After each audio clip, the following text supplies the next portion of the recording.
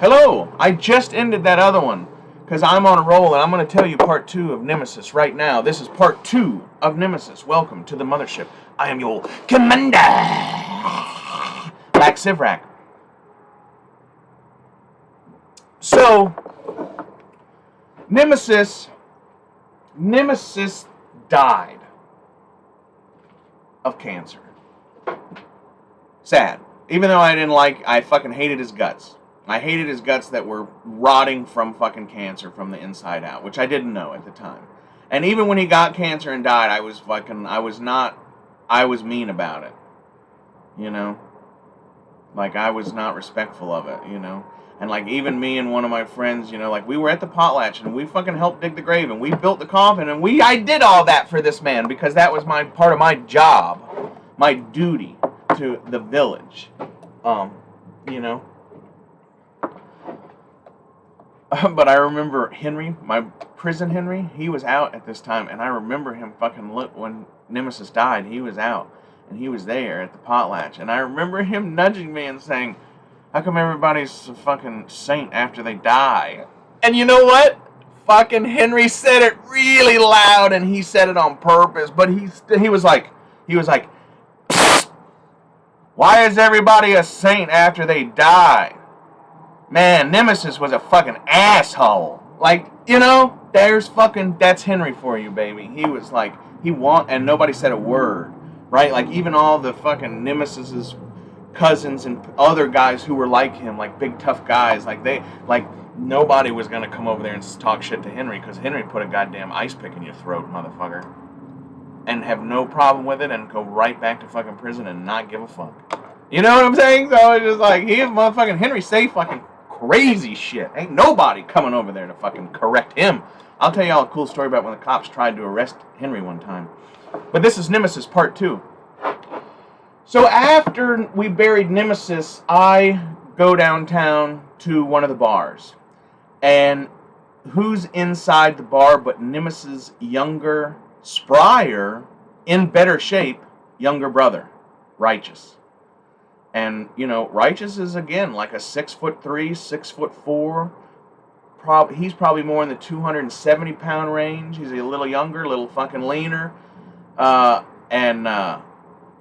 Everybody knows Righteous. And Righteous is basically liked by everybody, because he is a fun, happy dude. But Righteous is a motherfucking ass beater. And I've never gotten in a fight with him up until this point or anything. But I knew who he was.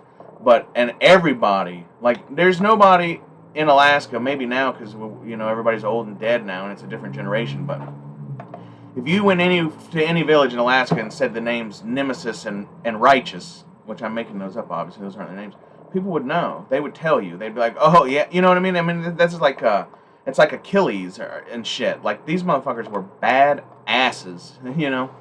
But so anyway, I go in this bar, and I walk right into Righteous, who is fucking drunk and mad. You know, his brother's dead. Oh, shit. And he is mad as fuck. And he immediately turns around. I'm not even in the door yet. And there's nobody in the bar. There's, like, the 2 old ladies I told you about who were in the bar that one Sunday morning. Like, they're in there. Because they're always in there, right? And I don't remember who the bartender was, but it was not Jim. Because Jim would have not let this go this far. I think it was somebody, it was a woman, you know? Which I'm not saying she couldn't handle it, but I'm saying it was like this knitting circle crowd, and the bartender was like, you know, a 65-year-old lady who smoked really tiny cigarettes, you know. I'm just saying she's not going to club anybody, probably, if a fight breaks out. So, that's not good. You have no team. So I walk in there, and Righteous fucking immediately beelines, and he's fucking, like, and he starts saying some shit, and like, I should have just walked out, you know, but I was like, I wanted to fucking come in there I don't know, I wasn't going to let him. Now, at my age now, I probably would have looked through the window, seen him, and said, oh, I'll go to the other bar. Because I don't want this. I don't need this trouble. Like, I don't even need this. Why would I? But I didn't do that then. I walked in, and there he was. Bang. And he said something, and he immediately fucking, and I'm sober as the day is long. I don't even really get drunk that much at this time in my life, you know. I might have a couple drinks because I like it, but he's drunk, mad at the world drunk. And he comes at me. with this huge, long fucking John Wayne is John Wayne's punches were a little bit more straight, but they did start to come back. But at least John Wayne fucking punched with his knuckles. Boom. You know, not like a fucking NBA basketball player who fucking punches like this. But anyway, so here comes Righteous right at me, and he's gonna fucking punch my head off. And I see him coming a mile away, and I just fucking, I don't even touch him, and I fucking sidestep. Right? Because I'm always in my stance. Sorry. I'm always in my stance. You will never catch LAK standing flat-footed, shoulder-width apart, unless he's like about to do some squats, right? LAK stays in a permanent fucking stance with his leg. Like, I don't know if y'all can see. You know, LAK stays in a permanent fucking... LAK permanently fucking stands like this, no matter who he's fucking talking to. And especially if there's anybody around. Like, that motherfucker might all of a sudden start talking to you like this. Oh, really? That's interesting, huh? You know, like, you ever seen an old guy fucking start, like... You know, and like that's the beginnings of the fight, because the motherfucker is like taking his stance, and now he's starting to like touch his face, and he's getting his arms up, and now all of a sudden he's fucking there, bow, and he's gonna fucking goddamn take your fucking eye out. Righteous comes at me, I fucking slip him, no problem. It's like a comedy, fucking, it's like a goddamn movie. He slips by me in his drunkenness and just runs into the whatever's there. He just runs into the wall, and he bounces off the wall, and he hits something, a chair. And he fucking bounces around like a fucking pinball for a minute. And I go to the bar in this time, and I say, hey, whatever that girl's name was, give me a...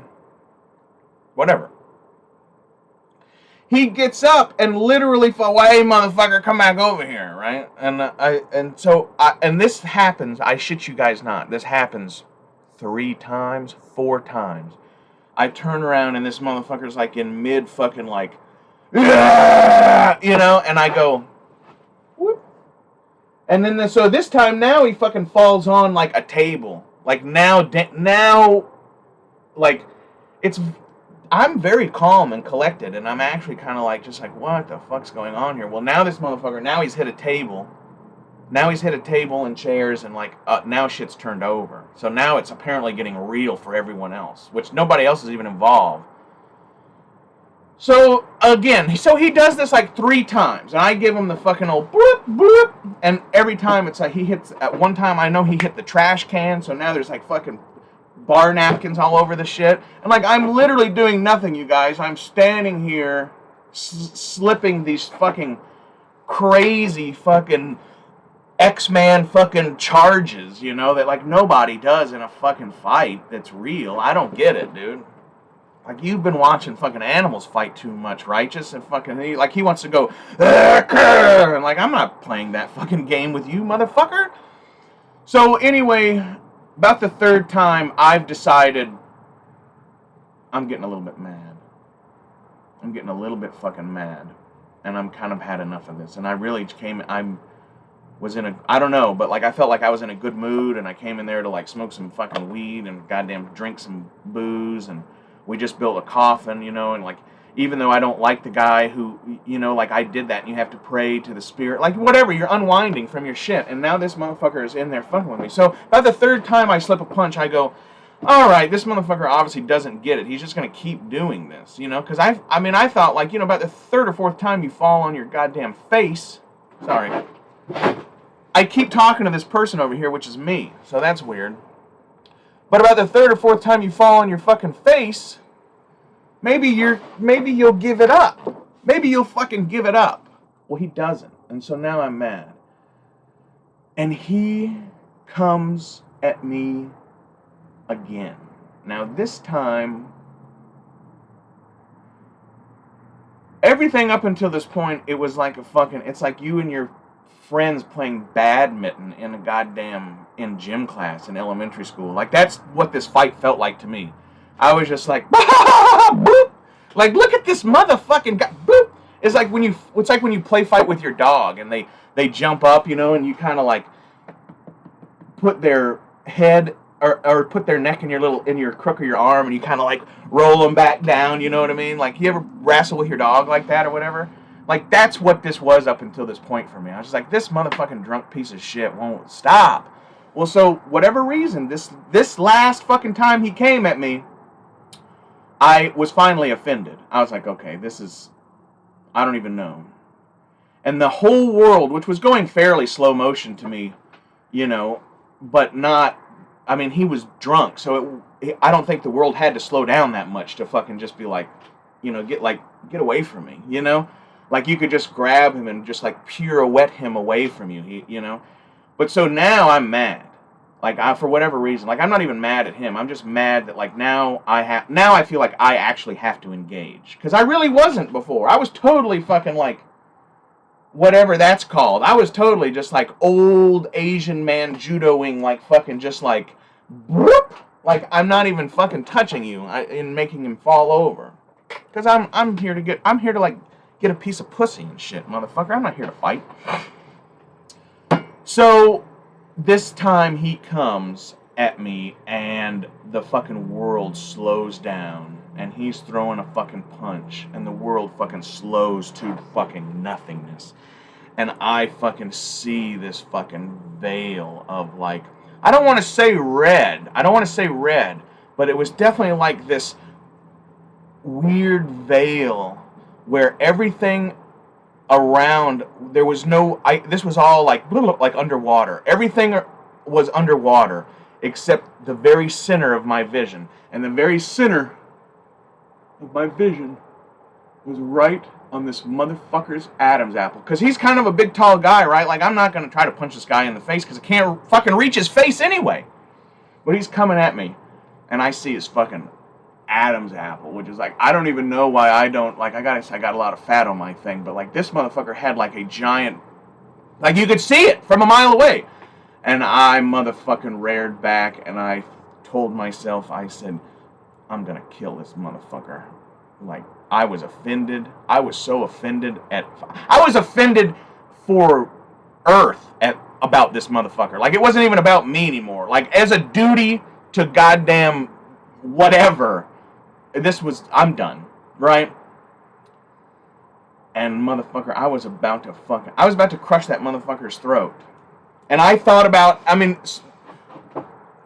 the world was so slow. This story used to scare me, but it's not so bad now. I told this story to my dad for the first time, and it made me fucking, like, I was quivering and fucking almost crying. It was weird. It's like shell shock, but now it's not so bad. But time slowed down so much. And that motherfucker was just like, whatever, he was just like going to throw this punch. And he was just out. And I decided at that moment, I was like, I'm going to kill this motherfucker right now. And then I said, well, maybe you shouldn't kill him. And then, this is all going on in my mind as he's punching. And I'm coming up.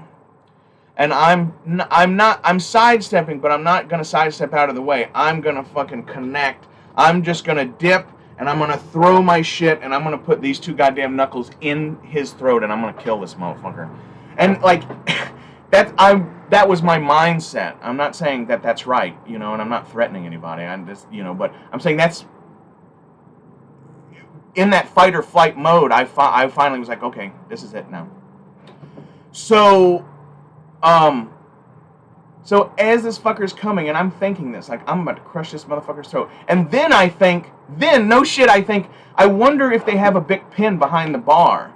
Because after I drop this fucker, and he's on the ground going, I'm going to probably then have to pull out my case knife, and I'm going to have to do a fucking tracheotomy on it. Because my dad taught me how to do all that. My dad was a member of the Knife and Gun Club, if anybody knows what that is, in Denver, Colorado. Cat.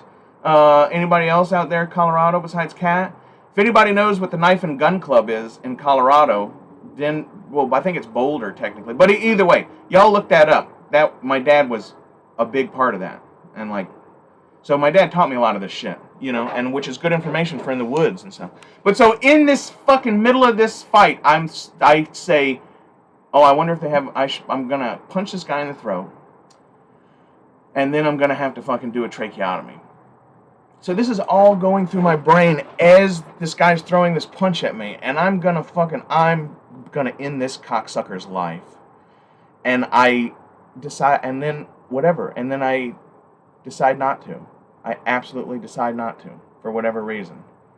And I put my hands on him, and I give him a nice short fucking knee, and I just drop him down, and I fucking roll him over, and I put his ass on the fucking ground, and I like give him the fucking, do y'all remember Wanted Dead or Alive? Yeah, Wanted Dead or Alive with Steve McQueen. When Steve McQueen used to talk to people and he'd put their finger in their, he'd say, "Let me tell you something, cocksuckers." And he'd be talking to the guy, and he'd put their finger in, and I learned that from him, you know? So I just rolled the guy over. It was the first time I ever put my hands on him. I gave him a fucking knee, doubled him over, took his fucking head in his arm, and just gave him a nice little roll. And when he went down, I just fucking kneeled down and not sat on him, but kneeled on him, had my knee and shit in his fucking chest. My fucking elbow was in there. My other hand was over like this, and I had that finger in his fucking eyeball. And I told him, "This fucking is over now, motherfucker. This is over now." And I like gave him one of those little fucking stay downs, and I got up and I left. You know what I mean? And look, that fucking bar, the guy who owned the bar later came and tried to fucking get mad at me because the bar was fucking destroyed. You know? And I was like, "No, asshole, I didn't fucking do anything." It was a big deal. It was a big deal because the bar got wrecked, which I didn't really realize because I didn't do any of it. That dude wrecked the bar. So that was like the biggest fight I ever had with Righteous. Okay? And for years after that, that scared me. It scared when that fucking time stopped, and this motherfucker was coming at me like it's like a fucking cartoon or something, bro. What's that, like in He-Man when it's like, or what was that other one, Tron or something? That's what it was like. Everybody was moving so slow. And the world in my brain and in my everything, everyone was in fucking slow motion, and I was like in fast forward. Like I could see the future, and these motherfuckers weren't even moving. It was crazy. And yeah, I was gonna kill that motherfucker. I was gonna crush his fucking throat, because I had had enough. Because fucking LAK is wide open or stop, baby. There is no fucking, like, even in a fight. And I've been in another fight since then where I was like, okay, ha ha ha ha ha. Alright, I'm done. I want to go smoke some fucking weed now. You know what I mean? Like, fuck this, bro. Fuck it. But anyway, so that was my big fight with Righteous. Remember, this is part 2 to the Nemesis story. Well, to close all this up, in the long haul, and I'll have future stories about Righteous. It wasn't long after that, me and my old lady, at that time, were going to the other bar. And we came around the corner walking, and because the bar's on a corner street. We came around the corner, and fucking Righteous was sitting on one of the benches right outside the bar we were going into. And I could already tell he was drunk, you know. And so, like, I took my old lady, and I was kind of like, you know, "What the fuck you're doing out here, Righteous?" You know? And then he started talking to me, and he started crying, and I couldn't really understand him. And he's like, "Can I talk to you? Can I talk to you?" And, like, I was kind of, like, weird about it, like, standoffish. Like, what is this guy fucking trying to get me close and hug me and stab me? Like, what's going on here? And he wanted me to, like, sit down on the bench with him and shit. And I was like, "No, Righteous, I don't. But what do you want to talk about, man?" Because he was fucking crying. And he said, I need to talk to somebody. And I said, "Okay, you can talk to me." And, like, whatever. I was the only person, I guess, he gave respect to, because he's from that generation of, like, Davy Crockett and Mike Fink. You know what I mean? Or, like, you know, hey, guys who have seen some fucking shit with other guys. Like, you just know what that's like. Right? Like, you don't want to talk to your old lady, and you don't want to talk to a psychologist. You know, you want to talk to a motherfucker who's seen the same shit you've seen. And so I recognized that. Like, no matter how much me and Righteous didn't get along, like, we were still cut from the same cloth, and we were still the same people. And, like, you know what I mean? We were really not different. And we'd seen a lot of the same shit. So anyway, he talked to me about stuff, and I ended up sitting there with him. And I ended up fucking giving him a hug, and I told him, "It's gonna be fucking okay, brother." And from that moment on, Righteous was one of my best fucking buddies. And all that stemmed from a deep fucking hate started by his brother, who was my #1 nemesis. You know, at least at that time. I've gotten into some other fights or whatever, but as far as like arch nemesises, like return characters into the storyline of LAK, Nemesis and Righteous were fucking, they were there a lot until Nemesis died, and then I absorbed Righteous into my Toclap mercenary group. Isn't that weird how shit like that happens? Sorry. Isn't that weird how shit like that happens? So yeah, I hope this has been interesting, or I hope part 1 was interesting enough to come watch part 2. That's just another fucking story about LAK, another true adventure. We have many more.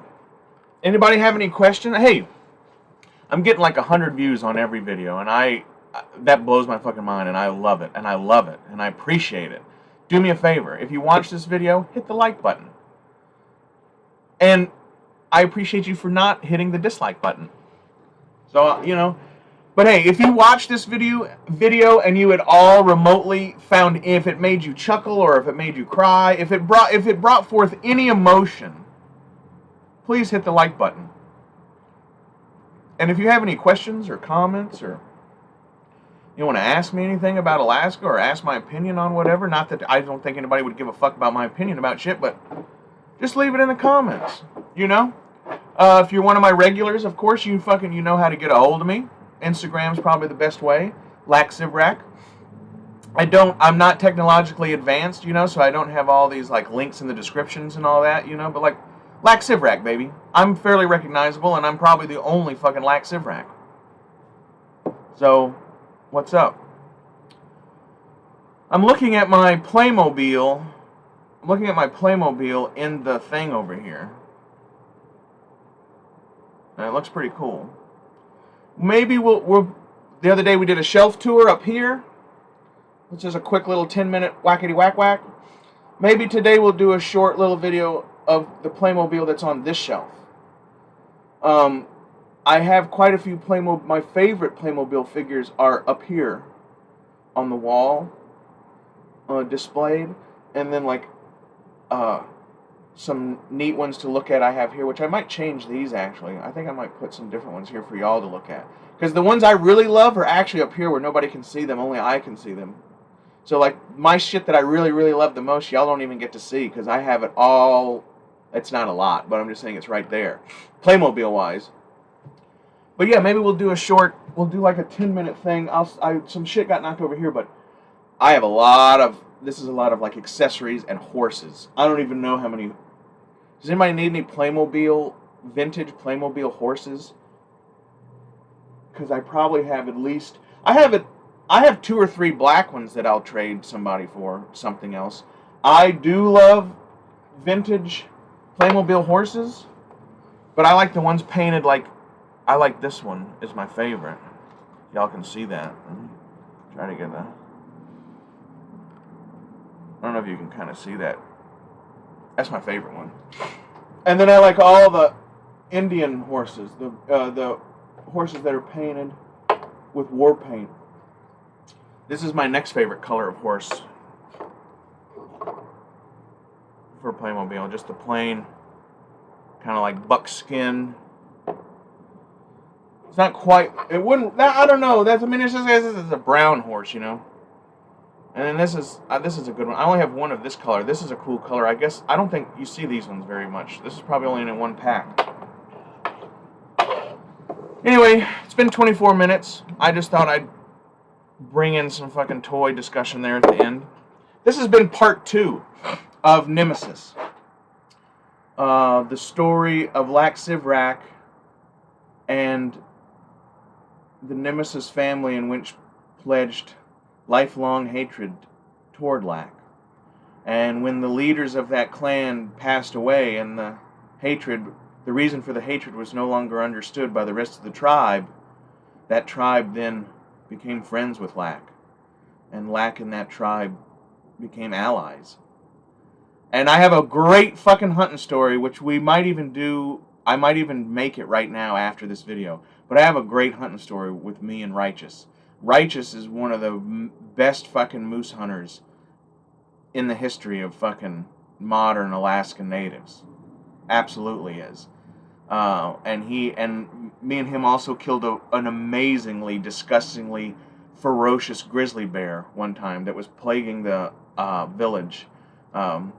Me and Righteous and his dog, Uwa, we fucking cornered that grizzly bear and we killed it, you know. And the grizzly bear had been around fucking. The grizzly bear didn't kill anybody or whatever, but it needed to be killed. It was like a wormy old bear, and it was killing dogs, and it was like stalking drunks home from the bar and shit. And it was just a matter of time. Anyway, I'll tell you that whole story one day, because me and Righteous ended up being fucking real good friends. I mean, brothers, you know, just like Puff or Clifford or Henry or, you know, Tony. Gene Eads wasn't a fucking badass motherfucker. He's dead now too. Hambone, Clifford Big Joe, Norman Big Joe, Rocker Big Joe. A lot of them Big Joes, they were fucking cool people too. Anyway, it's been 26 minutes. Now I'm just naming fucking dead people that I miss. That's probably not entertaining. This has been LAK Sivrak on the mothership, appreciating everybody out there who comes in and likes story time. This has been part 2 of the story Nemesis. Hey, we'll make another video here real soon. This is General LAK Sivrak saying, you do what you do, and I'll do what I'll do, and we will meet in the middle, and together we will defeat evil. What do you think of that? Much respect.